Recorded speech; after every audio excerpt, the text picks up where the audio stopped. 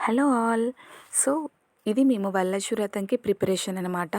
So, రేపు ఎల్లుండి వరలక్ష్మి వ్రతం అన్నప్పుడు మేము అంతకుముందు రోజు వెళ్ళేసి మా వెనకాలే పోలీస్ గ్రౌండ్ ఉంటుంది.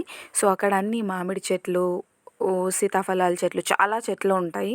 అక్కడ మాకు కావాల్సినవి మామిడి కొమ్మలు అండ్ అరిటాకులు తీసుకొచ్చాము. సో, బయట కూడా దొరుకుతాయి. బట్ అక్కడ ఫ్రెష్‌గా ఉంటాయి అరిటాకులు.